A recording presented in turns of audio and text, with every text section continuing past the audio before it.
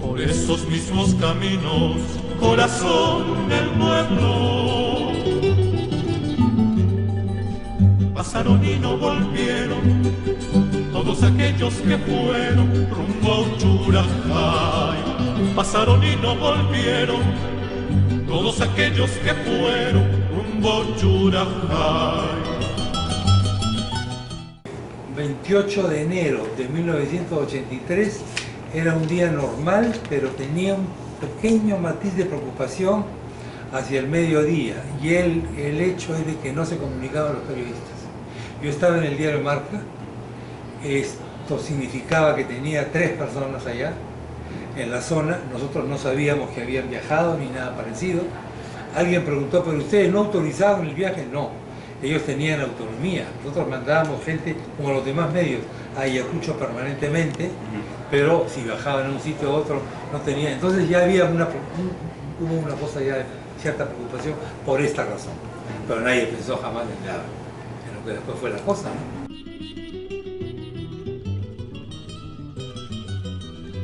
Lo que pasó con Eduardo fue que él siempre, desde hacía meses, me decía, mándame a Ayacucho, mándame a Ayacucho. Yo no lo quería mandar en el fondo porque él era un poco nuevo, era un poco inexperto, etcétera, y sin embargo viajó. ¿Por qué? Porque viajó él.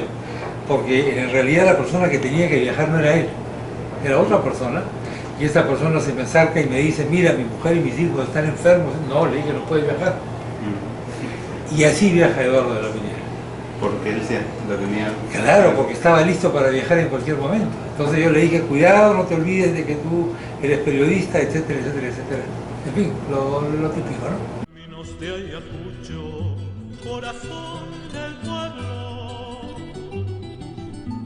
¿Cómo se le puede criticar a Lucho Morales por hacer esas entrevistas? Porque él fue el primero en llegar. Lo que ocurre es lo siguiente.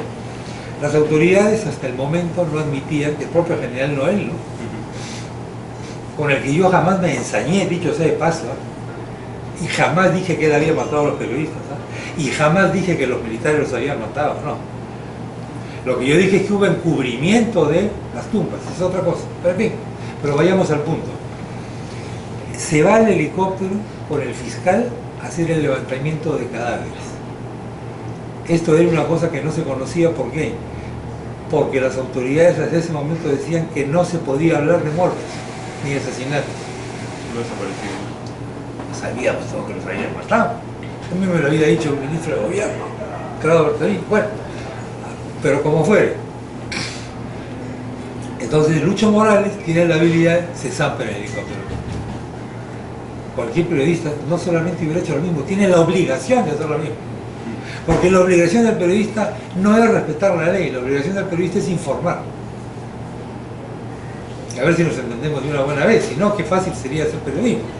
Bueno, el hecho es de que él se mete y por supuesto que hace entrevistas a los campesinos, porque era el primer contacto que tenía la prensa con esos campesinos.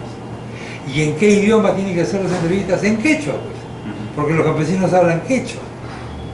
Por supuesto, cuando se publican las grabaciones, hay una serie de protestas de mucha gente diciendo ha estado presionando a los campesinos. Probablemente el tono de voz ha sido así, pero los policías también presionaban a los campesinos. Ese mismo momento, claro, pues, cuando le decían no, esa pregunta no es así, retírate, no, esto es lo lógico, estás compitiendo por la información. La competencia por la información no es un tema burocrático, es un tema, digamos, de agresividad. Tienes que ser un poco más agresivo, ¿no? Y eso, además hay que entender la situación de estrés en la que estábamos todos, no solamente él, ¿no? Yo probablemente hubiese sido incapaz de hacer lo que hizo Morales. ¿Por qué lo hizo Morales? Porque era quechohablante. Porque era un tipo que era efectivamente un poco agresivo, era un poco arrogante, pero eso le servía para sobrevivir en un medio tan complicado como era el Ayacucho de la época, y para poder hablar en quechua con los campesinos. Le dijeron, está usted hablando demasiado fuerte a los campesinos.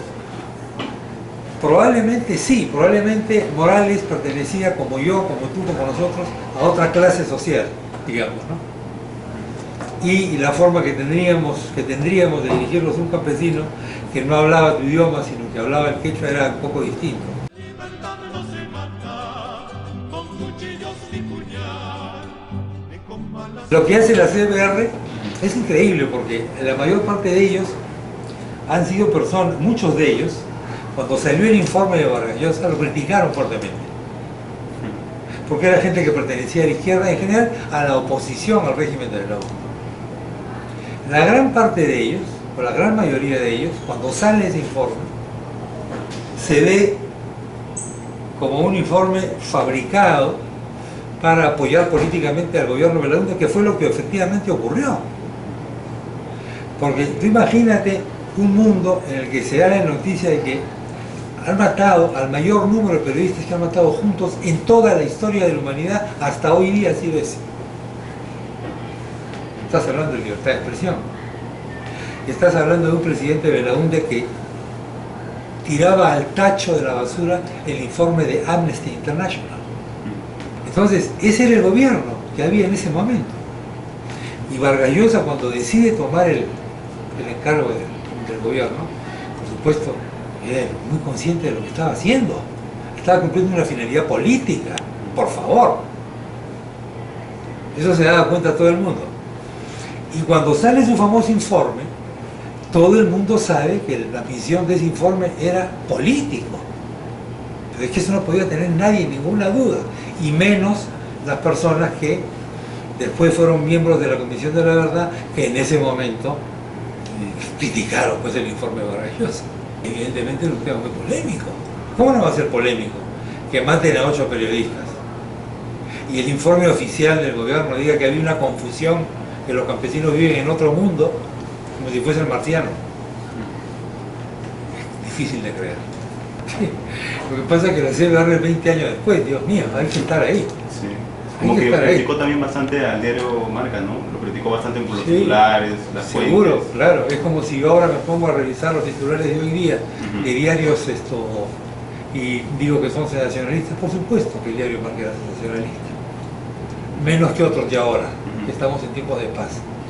Entonces, a la gente que critique esto 20 años después, mi pregunta es muy simple: ¿dónde estabas tú?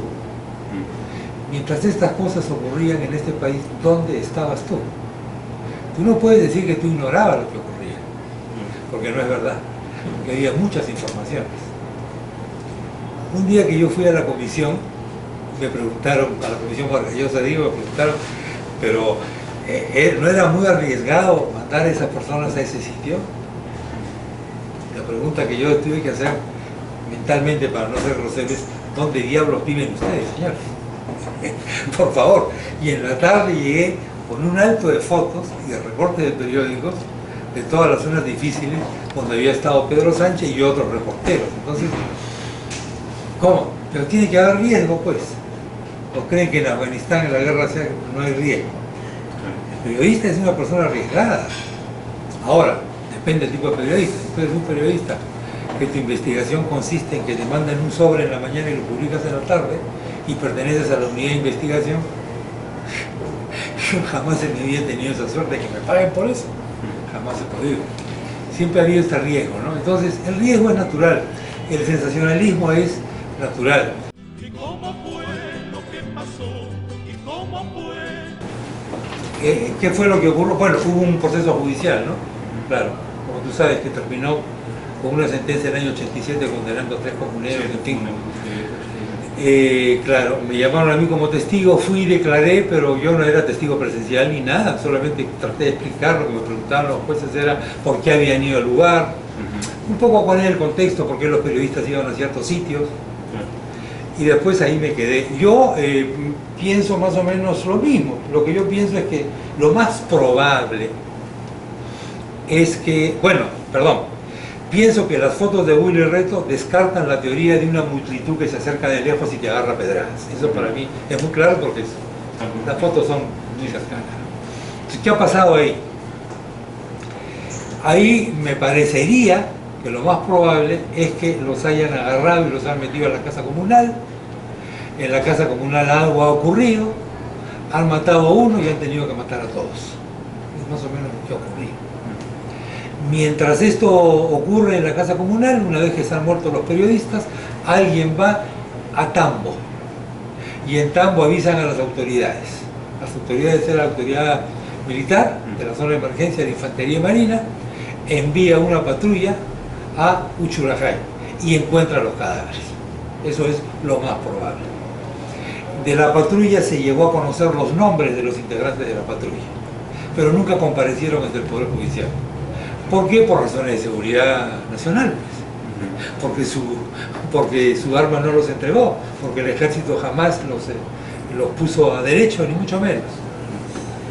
Esto, muchos años después, que son cosas increíbles, muchos años después, haciendo un trabajo que no tenía nada que ver con esto, me encontré con un marino que se había retirado de la marina y trabajaba en una lancha de pesca. Y yo estaba en esa lancha de pesca. Sí.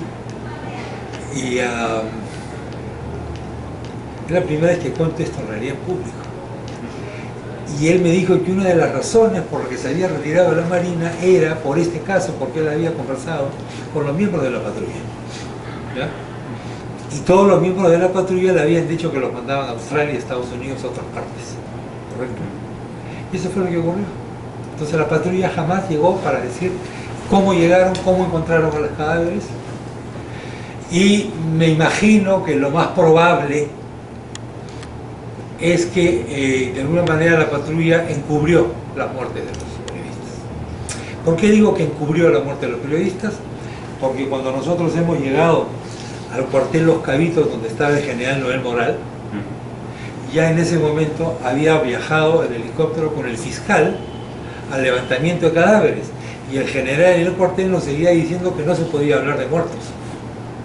Entonces todos le decíamos, pero general, ¿cómo puede decir que no se puede hablar de muertos cuando ya salió en toda la prensa internacional y en todas partes? Hubo ese incidente. Entonces mi impresión era que el hecho de que los hayan enterrado, etcétera, era una forma de cubrir, de tapar a los cadáveres, creo yo. Hasta ahí creo que llega la responsabilidad de las autoridades. Por supuesto, si tú aplicases los criterios de hoy día de la autoría inmediata y todo lo demás, si de lo retroactivo, te vas pues al presidente de la República. Pero en ese momento no se pensaba así, y en ese momento lo que ocurrió a nivel judicial es que el Poder Judicial no tuvo la fuerza suficiente, digamos, como para una cosa así, ¿no? Sin embargo, sí, por ejemplo, con un caso que fue el caso de Oropesa, que fue el año 84, sí llegaron a enjuiciar a los policías que habían matado al tipo, que ese sí lo habían matado los policías, clarísimo. Era un dirigente campesino, en fin. Pero claro, eran policías, no eran oficiales de la Fuerza Armada. Pero eso fue la cosa. Yo llegué hasta ahí, he llegado hasta ahí, creo que no hay más que... Creo que eso es todo lo que yo sanamente puedo decir. Libertad, justicia, libertad. Yo comprendo el punto de vista de los familiares, pero yo honestamente te digo lo que creo que es. Y eso fue lo que dije yo en su oportunidad, en su momento. Yo no puedo probar más que eso. Por supuesto, hubo quien dijo en aquella oportunidad, los militares los mataron, pero no había pruebas. No hubo pruebas. ¿Estaban infiltrados? No hubo ninguna prueba. No lo sé. Con ponchos, ¿no? Sí, salió la teoría de la foto. Relojes, ¿no? Eso se habló bastante. La teoría de la foto del reloj, de los botines y esto. ¿Pueden ser infiltrados? Probablemente, pero no podemos probarlo. Yo no puedo probar eso. Menos judicialmente, ¿no? Entonces, esto no puedo yo hacer una cosa que no es, ¿no? Pero sí llegar a la conclusión de que se encubrió esto y de que políticamente se tapó. Reto, Mendívil, De la Piniela, Sedano, Sánchez, García, Gavilán, Infante, Argumedo. Dicen que se fueron y jamás volvieron.